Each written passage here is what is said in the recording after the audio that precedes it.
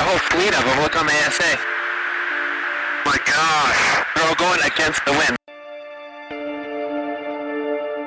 It was basically a cube with inside of a sphere where the points of the cube were touching the outside of the sphere. Oh, got it! Woohoo! Roger. There's troubleshooting as soon as I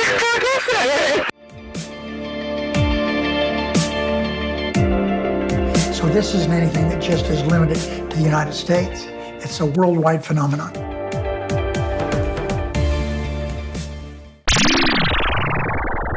Hi everyone, and welcome back to That UFO podcast. Joining me in the middle of March for this interview, the guest is a writer and journalist with articles published in many outlets, including Vice and the Toronto Star.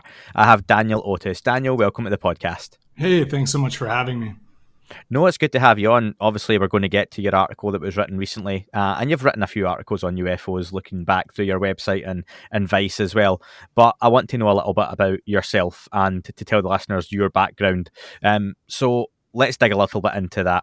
Growing up, did you have any interest in UFOs or any sort of related phenomenon as a kid or even older? Sort of in passing as a kid, you know, I grew up in the 90s. The X-Files was on TV. I would read books on the subject a little bit as a kid and then have nightmares and stay up all night.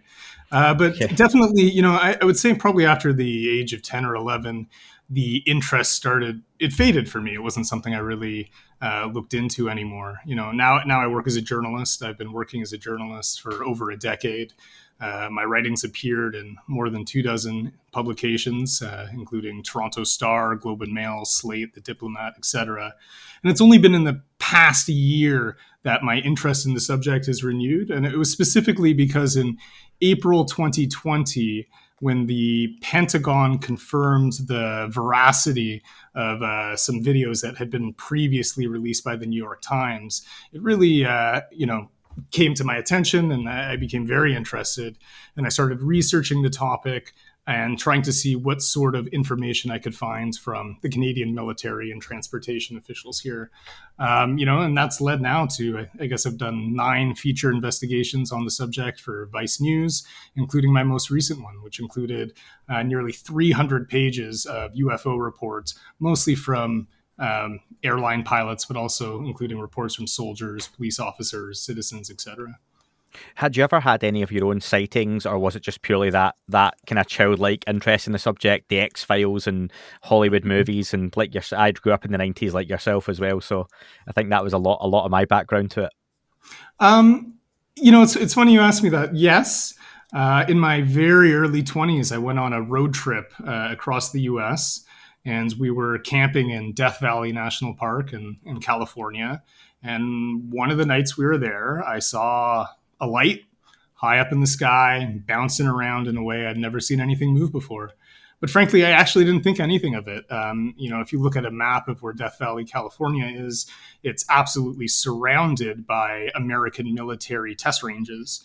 So I just figured the Americans were testing something weird that night. And I never thought anything more of it. Again, it really was, 2020 that really sparked my interest. I went back, I read the New York Times coverage, tried to catch up on everything I could before I started writing on the subject. Well, has it become easier since you mentioned the New York Times article, December 2017, and of course the follow-ups, as a journalist to pitch UFO stories? Have you found that article helped? Yes, and no. I think specifically in the United States, we're seeing that the mainstream media has a growing receptiveness to, the seriousness of the subject. It's gone from New York Times in December 2017 to now pretty much every mainstream media outlet in the U.S. has done something on the topic. In Canada, it's been a bit of a challenge insofar as if you look at Canadian media coverage, while mainstream Canadian media is very happy to piggyback on something, let's say CNN did, we're not really seeing much Canadian data enter into mainstream news coverage here in Canada. I think it's early days yet. I think the US is a little further advanced than we are here in Canada. I'm not exactly sure on the media landscape where you are. While it's getting easier, it's not easy. You know what I mean? There's a receptiveness to the topic, but there's also still a lot of wariness in the newsrooms in North America. But it's changing slowly, surely it's changing. And really, we can thank the New York Times for opening that door in late 2017. In the UK, it's a very slow burn in terms of the media. It's reported in the press. It's usually a joke headline, or we've got some of the red top tabloids who'll talk about aliens abducted me and stole my underwear type laugh along kind of headlines. It's never really reported within the broadsheets in a serious way, and Sky News and BBC tend to avoid the subject as well. I think the last couple of years, especially with COVID being the dominant headline, it's just never had any of the traction that we saw pick up in the US translate over to here, unfortunately. But hopefully that continues to change. And you mentioned in Canada it's changing, probably a little bit further along than we are here in the UK. How are UFOs as a subject treated in Canada? You've mentioned the media, but what about that kind of public perception? Well, I can't speak for all of my compatriots here in Canada, but I think especially with the younger generations, you're seeing a growing receptiveness. Like, I'll give you an example. My first story on the subject was published in Vice in, I guess it would have been April 2021. And, in the lead up to that, I was talking to a lot of my friends and peers about my, sort of new research interest. And, a lot of them thought I'd gone off the deep end a little bit. Like I've been writing for mainstream outlets in, Canada for a decade. This is seen as something, far outside the norm. And I had a few people who were sort of questioning my sanity. But when I started showing them the sorts of documents I was pulling through our freedom of information laws here, I think that really changed people's perspectives, as at least it allowed them to be open to the possibility that we're dealing with something mysterious here. And I think especially the New York Times coverage and the videos that they released, the interviews, with fighter pilots and military personnel in the US have seen things. They're all helping sort of erode the stigma. I wouldn't say we've arrived where we can just have normal, frank conversations with everyone about the subject, the way you would about the weather. But we're getting there. Attitudes are changing. It's podcasts like yours. It's coverage like mine. It's all of the sort of positive voices that are trying to amplify this that are making that difference. But we haven't arrived, I don't think, as a society at a point where we can properly discuss this rationally as a scientific issue. There's still a lot of baggage associated with it. Things like the X-Files are to blame. It's just not taken seriously. It's the butt of jokes in a lot of media articles about it. But it's changing. It's definitely, the paradigm is shifting. Well, outside of the US, UK, and Australia, Canada is the fourth highest demographic listenership for myself. So thanks and hi to any Canadian listeners out there as well. Do you think there's anything, Daniel, that could open the floodgates in terms of that stigma and interest in Canada? Or is it a case of they closely follow what's happening in the United States, given the kind of close proximity you have? Yeah, I mean, just, following the US news, I think, is eroding that stigma here in Canada. But I think the main thing that we're not seeing in Canada that you see in the United States is, for the most part, our politicians aren't speaking openly on the subject. In the US, you have very outspoken politicians like Florida Senator Marco Rubio, who's going on national TV and speaking calmly and rationally about the potential threat caused by UAP. That isn't really happening in Canada, except until very recently. The first sitting Canadian politician in decades to make public comments on the subject actually did so last week. This is a member of parliament from the province of Manitoba, which is in central Canada. And he sits on a natural resources committee. His name's Larry Maguire. And last week in committee, Mr. Maguire asked Natural Resources Canada, a government department, which also oversees some nuclear facilities, whether or not there'd been any UAP reports at Canadian nuclear facilities. I mean, they didn't have immediate answers for him, but Yeah. he's posed the questions both in person and in writing, and they are going to be now obliged. The government is obliged to respond to him in writing. I think seeing more stuff like that is going to make the difference. Seeing, level-headed public officials asking serious questions about the subject. That's what we need to, help elevate the topic. That's happening in the United States. And I think, those brave politicians have definitely helped break the ice. And, now Mr. Maguire has in Canada, and hopefully more will follow suit. Yeah, very well done to Mr. Maguire. That's not something I've seen make its way onto my news feeds over here. So excellent, and that's something I'll have a little look into as well on the follow-up. Now, you recently published your article in Vice. It's a fantastic piece on the Canadian government releasing 20 years worth of UFO files. Down to yourself largely, because it was you that got the ball rolling on this over a period of many months, I think about 9 months. How did this all come about for you? Well, I actually initially filed my request for these reports about a year ago, back in February of 2021. When they got back to me, they basically said that I'd filed the request with Transport Canada, which is the government transportation department. They got back to me and basically said, look elsewhere. I didn't believe them, and I kept asking. So through several Freedom of Information requests, I was able to get these reports. The way I knew of their existence was Transport Canada. Again, it's a Canadian federal agency. They maintain a online aviation incident database. So I found this early in my research, and this database is very interesting. Any kind of incident that happens with a pilot in Canadian skies gets logged in here. That could be a bird strike, mechanical failure, drunken, unruly passengers, and UFO reports make it into there as well.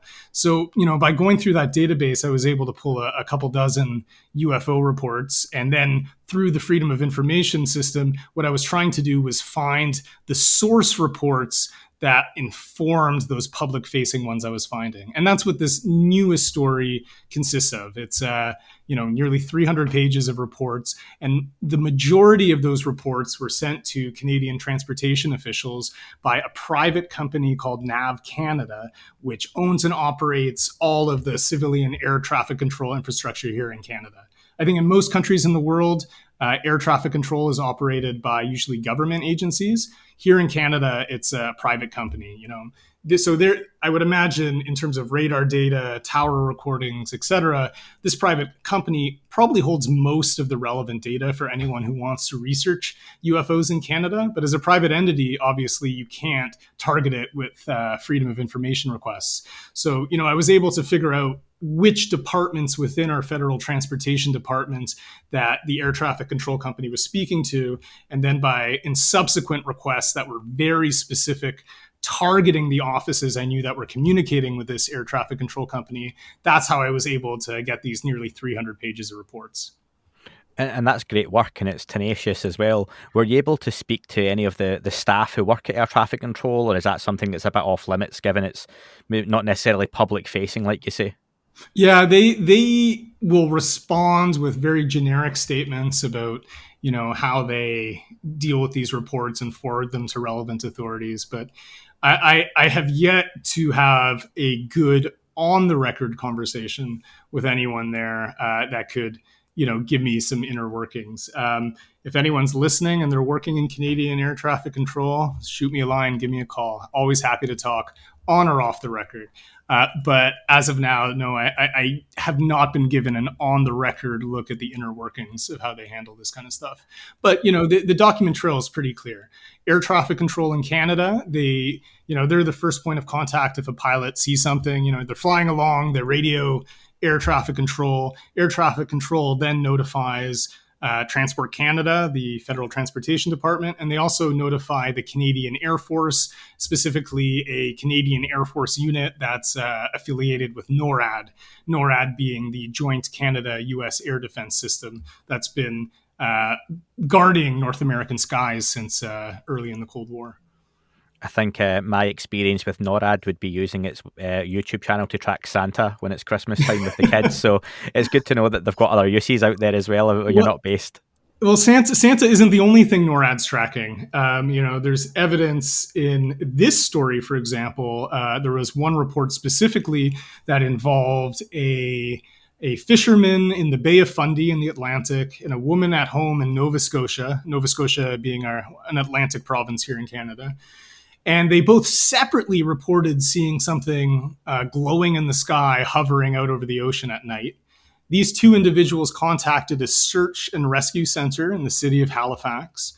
The search and rescue center then contacted a NORAD affiliated Air Force squadron.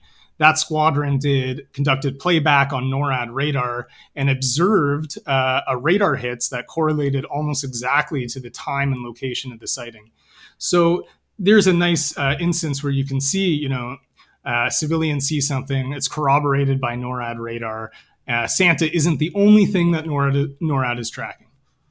That's good to know. And that was one of the standouts, I think, from the pile that you went through. Like you say, there were almost 500 incidents reported within the 300 pages. Outside of anomalous craft, because you've mentioned already that it wasn't just obviously the potential for UFO or any unidentified objects. There were drone sightings, balloon sightings. There can be bird misidentifications. If anyone's looked at birds through binoculars at night time, they can look a little bit strange. But it's obviously the anomalous stuff we're looking at. Was there much information you came across that, in terms of like hitchhiker effect, time dilation, anything outside of it was anomalous but not necessarily a craft? It's hard to say. Unfortunately, the vast majority of the UFO reports in here are lights in the sky, right? Yeah. And because of the nature of the reporting structure, for the most part, they're pretty brief. As I mentioned before, the first point of contact is air traffic control. So, this is a radio conversation. It's not like the pilots are being sat down and interviewed about these kinds of things. But, some of the reports do describe things that I would say, have anomalous flight characteristics.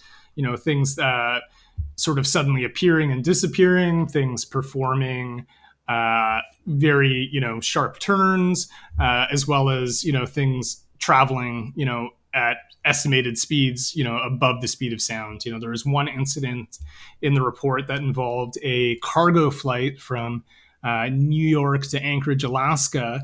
And if my memory serves me right, this was in 2018. It encountered, while over northern Canada, it encountered seeing an object that they thought was traveling above Mach 4 and, and flying in an erratic way. So within this, there are things that, suggest some of these objects kind of defy conventional explanation. But yeah, at the same time, there's a lot of misidentification. The reports contain obvious drones and balloons. There's, for example, I think from early 2019, there were a few Starlink satellite sightings that were misidentified as being UFOs, which is totally legitimate, because back in 2019, that technology was just starting to be deployed, into Earth orbit. So it wasn't familiar, to people. And I think anyone seeing that for the very first time would definitely think they were seeing some sort of weird UFO. I mean, the first time I saw it, a Starlink satellite train, it took me aback, even though I knew what it was. It just looks so surreal when you see it the first time.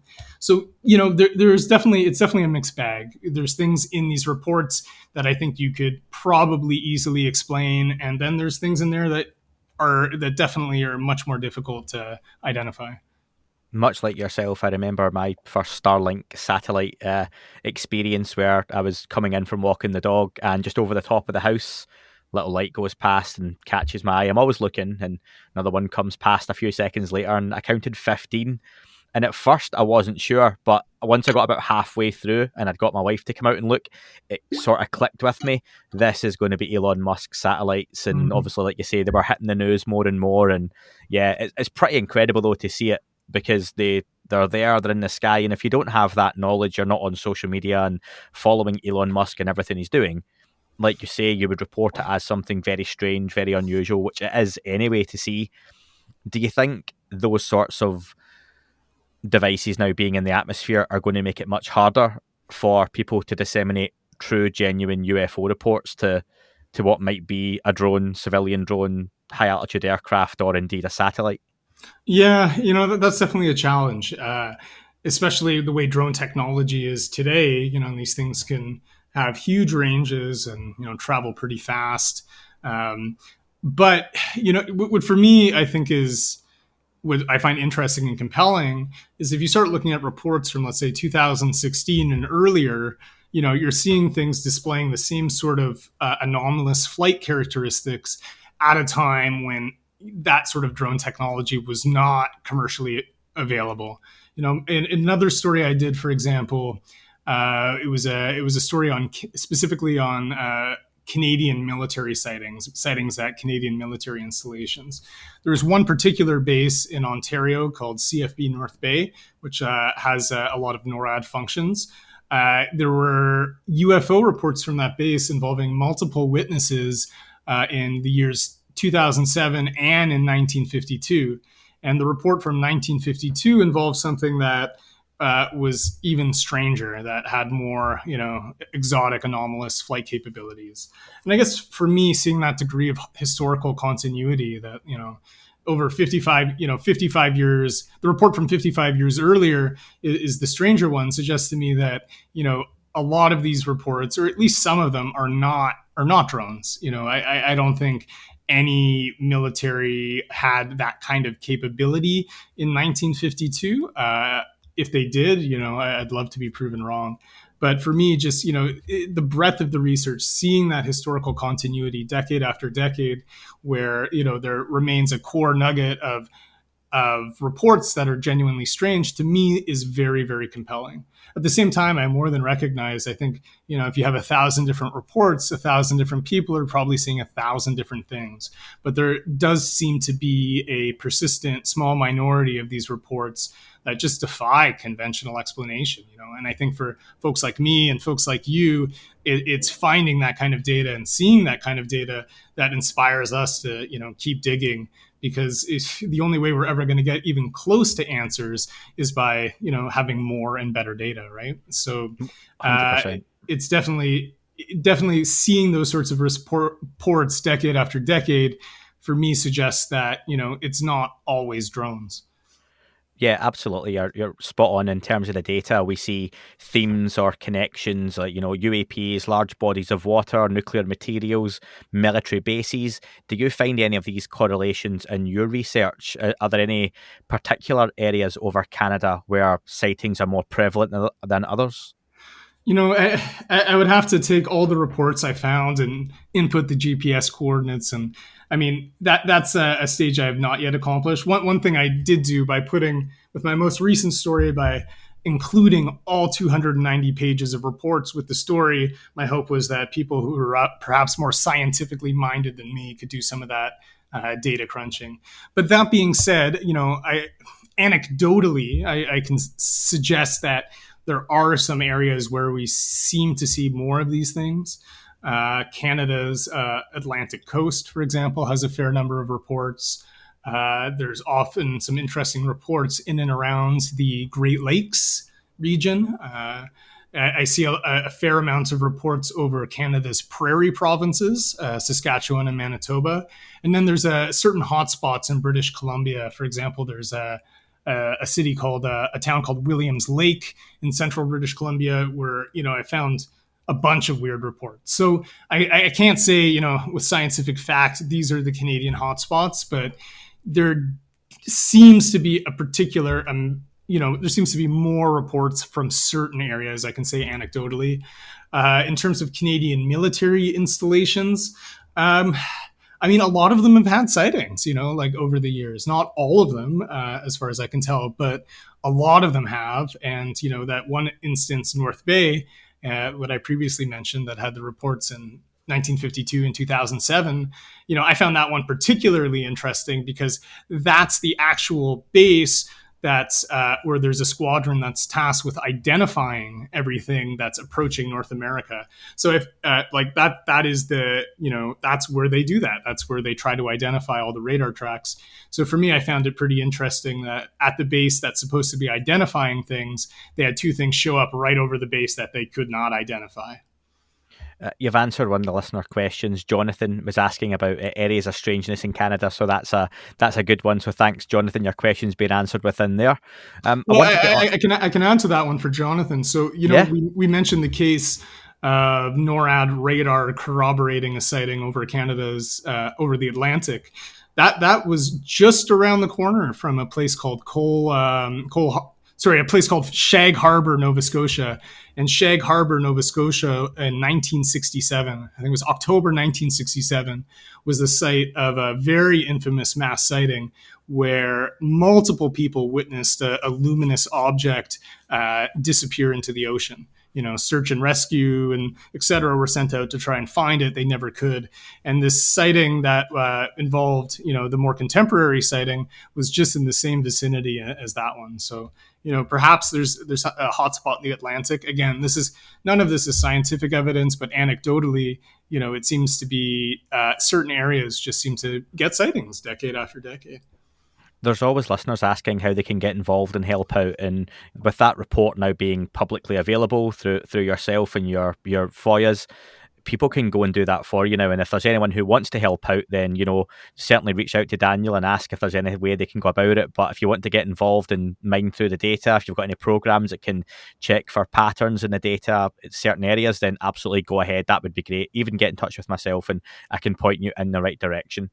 The US military and government seem to be the main keepers of information on this subject on a global scale. It's always the US, always has been through since it started back in the late 40s. And when you go through, they're the bad guys or the good guys, depending what side of the fence you fall down on this.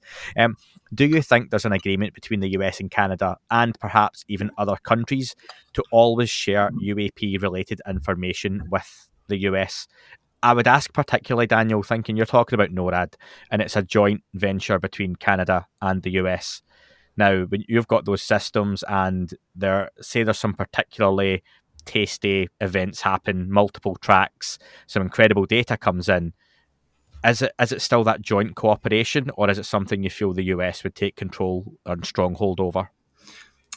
It depends. My research for other stories has come up with clear evidence that Canada shares data on UAP cases with the United States. For example, I found, reports about, so-called UFO incidents being shared with, NORAD headquarters in Colorado, as well as other U.S. Air Force bases.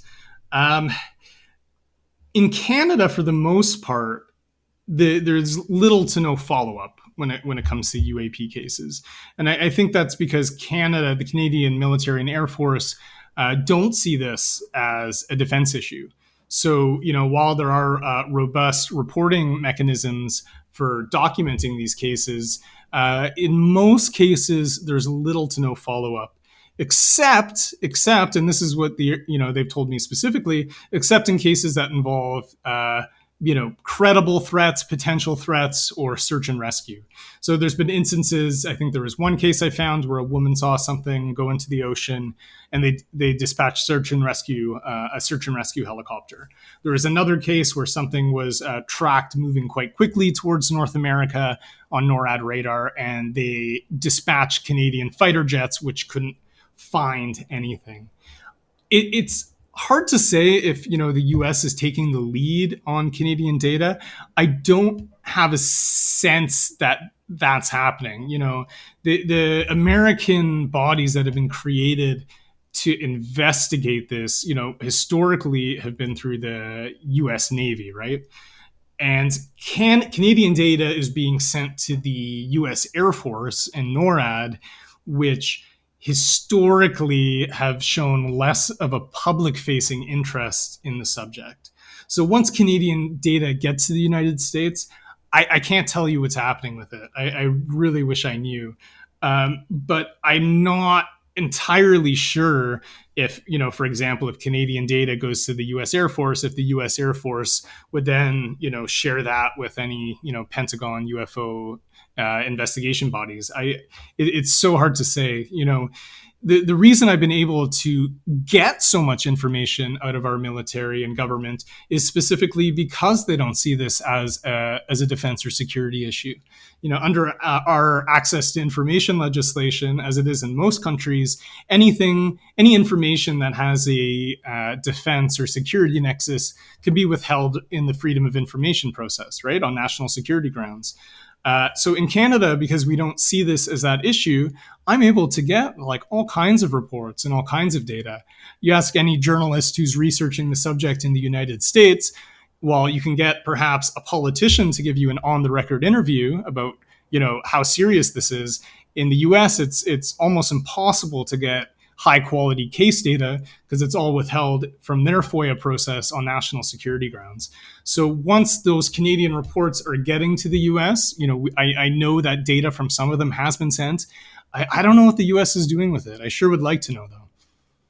Some really prominent people in various different fields, like Ross Coulthart, prominent Australian journalist, George Knapp, obviously a massive journalist in terms of this subject in the last 30 or 40 years now, Avi Loeb, noted astrophysicist from Harvard, are coming out and they're sharing their opinions and ideas, and we're hearing terms thrown about now like extraterrestrial, interdimensional, time travel, future us, different realities being talked about in a very serious way. As a journalist now, digging into this subject, are you starting to form an opinion on what some of these more anomalous craft could potentially be? I entertain ideas, but for me, frankly, I'm very satisfied just to know that there's a mystery that's alive and well on our planet, that we as humans have not figured everything out, and that we're being confronted with evidence of something, that does seem quite different from our realm of experience. Have I formed specific opinions as to, what these things are? I don't know. They could be 1,000, like I said, 1,000 people could be seeing 1,000 different things. I'm sure there's no one answer. I think anyone who thinks, Earth is alone for harboring life in the universe is probably naive, right? Our galaxy contains, over 1 billion stars, and there's over a billion known galaxies in the universe, right? The chances of life being out there are very high. Now, the other question is there, some life form that's been able to visit us and has made that, has that kind of technology? I don't know. I think the probability of that's a lot lower, but, we live in a universe where anything's possible. But for me, if you read my stories, they're totally void of speculation. That's not what I'm really engaged with. For me, it's a matter of presenting, declassified records and interviews with military personnel, government officials, etc., in order to just help establish the fact that there's a very real mystery that's alive and well on our planet. I leave it to more scientific minds than me to come up with those answers. But for now, I'm very content to shed light on that mystery and find data. And I just want to bring up one other thing that, to your previous question about information being shared, Canada, the US, Australia, New Zealand, the UK, we're all tied into something called the Five Eyes Alliance, which allows for intelligence sharing, between these English language countries.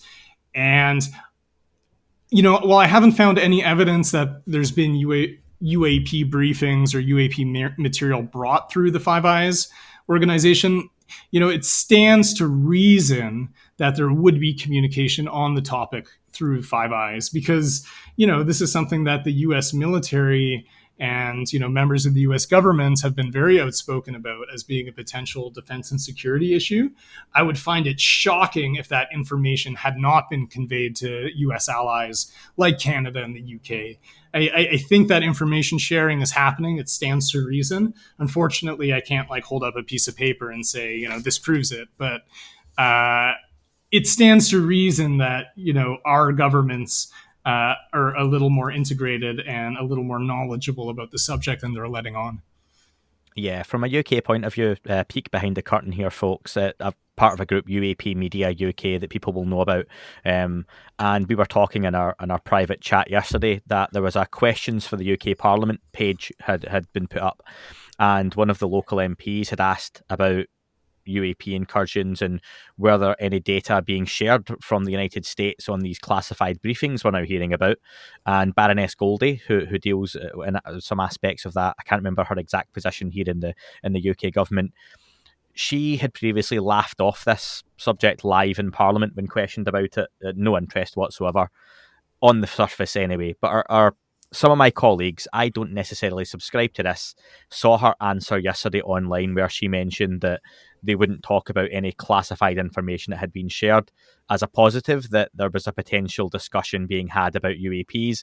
I think personally she was just answering the notion that anything classified obviously wouldn't be discussed, so there was no conversation to be had. But like you say, in terms of the UK, if that's any sign of progress, then you kind of take it, because that's what we're kind of scrapping about for just now. And like you say, the Five Eyes agreement, you would have to think, even if it was being led by the US, there has to be some sort of information exchange going back and forward there. I wanted to ask, and this is one of the listener questions from Gnosis. Daniel's only recently started investigating the topic, yet has managed to uncover a whole lot of new information. Does Daniel believe there's a lot more sitting on the shelf just waiting to be unearthed? Has UAP reality been held back, not so much by cover-up, but by the fact that historically, journalists have simply failed to look properly and ask the right people the right questions? Short answer, yes and yes. There's a lot more sitting on my shelf personally that I've yet to put out there and write about. And so more stories to come from me. Yeah, like I said, especially in Canada, journalists, mainstream journalists have not touched the subject. When I started doing it, as I said, I've been working as a journalist for over a decade. I spent a lot of time doing international reporting out of Southeast Asia and investigations. I was basically, applying journalistic practices of investigative journalism, to this topic as I would with any other topic. And I think in journalism in Canada, this data has been there. This data has been sitting there for 2 decades. I think it's just, the right person hasn't asked the right questions. And even when I first started filing my access to information requests, as I mentioned, I got these 290 pages, but the first time I asked for them, they told me to look elsewhere, that they didn't have them. And it was because, one thing you have to, if you're any sort of researcher, you can't take no for an answer. And you should never be afraid of asking the same question multiple times in multiple different ways, expecting no as an answer, So all of this is just to say, I think there are UFO researchers, like ufologists, people who are looking at this material. I've met several, citizen UFO researchers who had been able to pull excellent data through our Freedom of Information request, and then couldn't get anyone in the media to pay attention to it. I've had these conversations with folks. I came across this type of material independently. And, when I first started getting returns, it just inspired me to keep digging harder and harder, realizing that there is stuff here. When those first access to information requests arrived in my inbox, I was staggered. I had filed the request expecting nothing. And then here the stuff came in. I think I'm hoping that people, mainstream journalists in Canada and around the world, can start looking into the archives and records of their own countries, because, this is not unique to the United States or Canada. People see unusual things around the globe. And it's just sort of taken, it's unfortunate, but some of the data I pulled, that I pulled through access to information requests, I've had Canadian UFO researchers contact me after publication and say, hey, I was able to get the same documents, before you even started writing on this subject, and they can prove it. The data's been there. People have been looking. Unfortunately, those who can convey that information to, large audiences like me working in journalism, they hadn't been looking at this stuff. I hope my work inspires other people to keep digging, because, I'm sure there's things I'm missing. I'm sure there's questions I'm not asking. It would be great to have more people join me in this hunt here in Canada.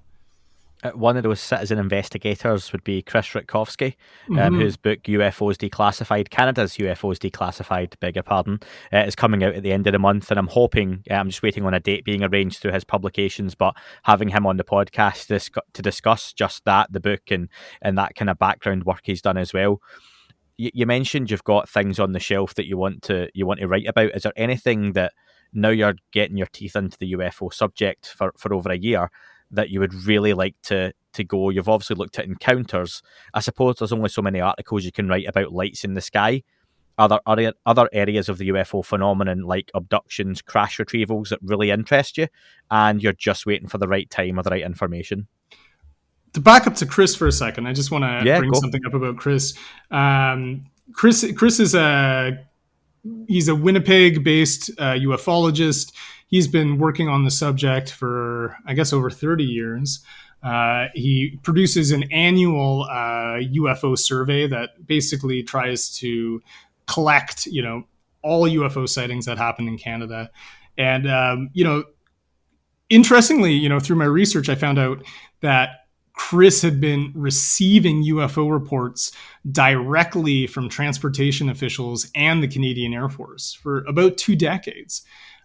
He had basically found out that they weren't doing anything with them, and they had an arrangement where he was receiving this stuff unredacted, without having to go through the access to information system for his research, which was quite fascinating. I think I have one in front of me. There's UFO procedures from the Canadian Air Force. I'll cover up his email address, but it says, send them to Chris. Send them Yeah. to Chris. So, I just want to emphasize that the Chris has played a very important role in collecting data on this subject. Back to your the question about, do I want my interests to... there's a bit of a fine line to walk here. It's early days in Canadian media and widespread acceptance of the veracity of this topic. And I'm acutely aware of the fact that my ability to tell these stories in mainstream outlets for mainstream audiences is contingent on my sticking to verifiable information, right? Mm-hmm. Documents, on the record interviews, military procedures, etc. I'm very concerned that if I deviate from that path and begin looking into, or at least begin writing about, experiencers, alleged retrievals, it will inherently negatively impact my ability to convey, the verifiable information to mainstream audiences. Do you hear me?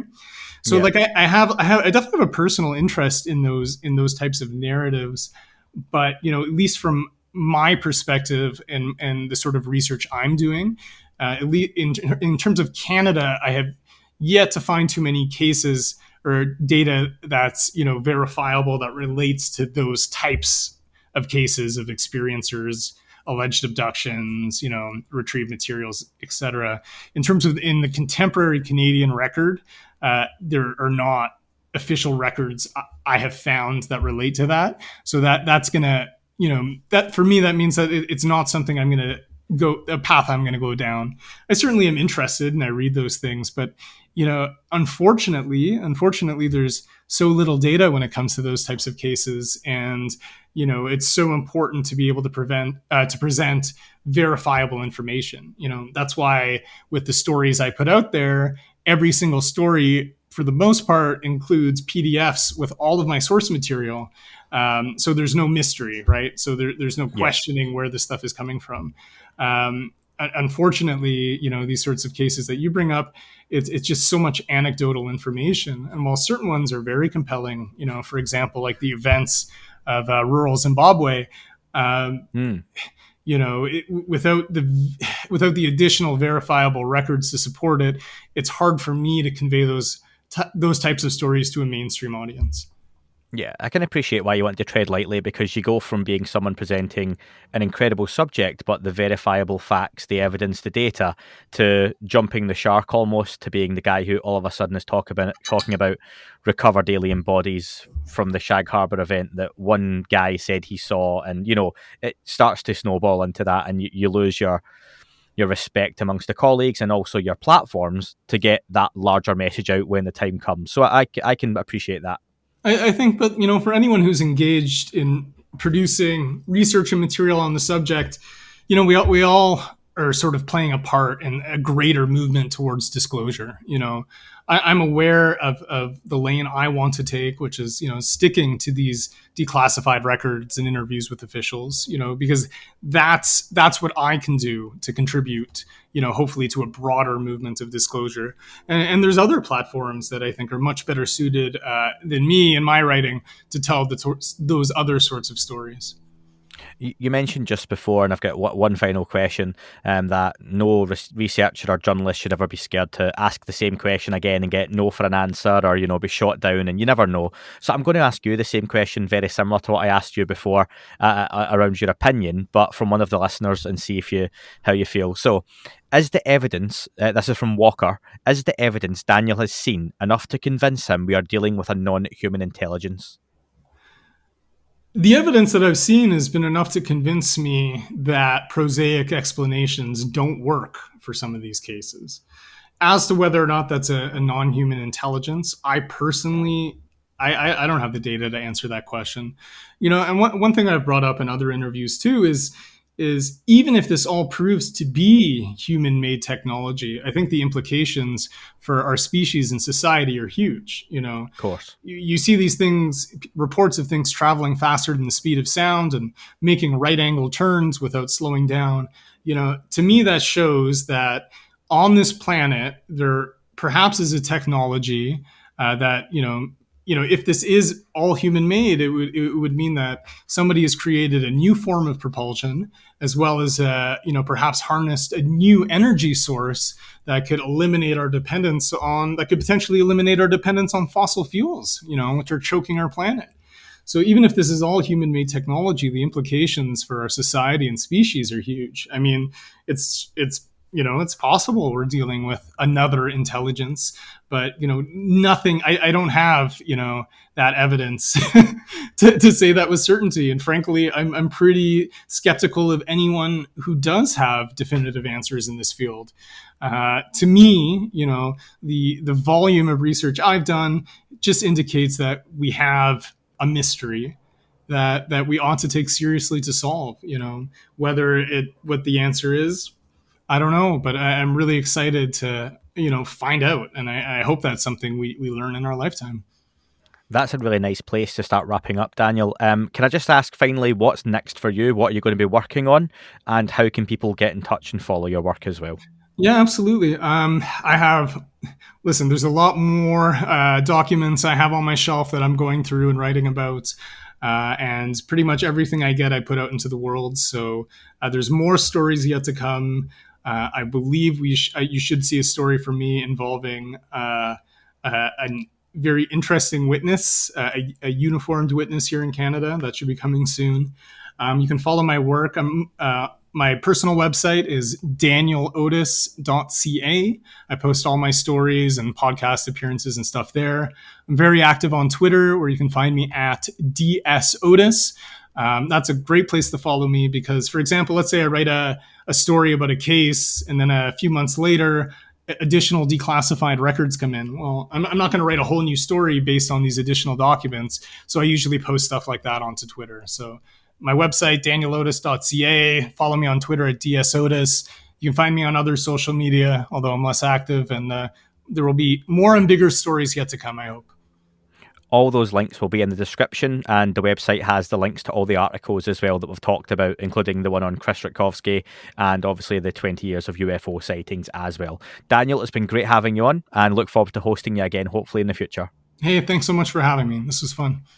That is all for this week's show. Thank you very much for listening. Please remember to leave the podcast a review on your chosen platform. You can like, retweet and subscribe. That would all be very much appreciated. The shows are being uploaded onto YouTube as we speak more and more. You can sign up at patreon.com/That UFO podcast to access the shows ad-free as well. Please get in touch on Twitter, Facebook, Instagram, That UFO podcast. Of course, on Twitter, it's at UFO UAPAM. And again, folks, as always, keep looking up. You never know what you might see.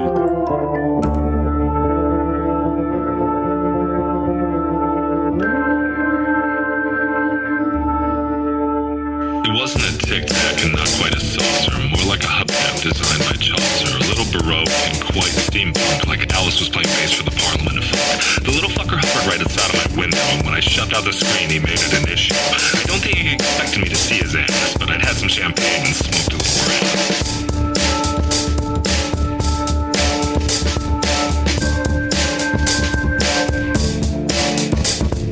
Meditative gamma state full on meta. Can't imagine how it could have been any better. I got to the top of the stairs and there he was. Like, you awake? I was about to abduct you, cuz.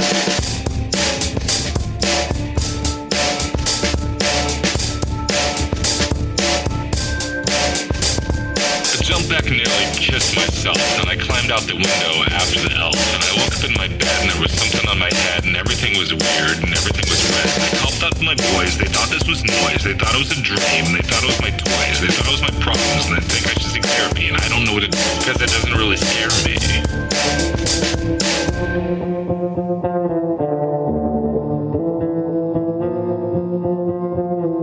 If you really want to know who I think I be, I think it's you and me.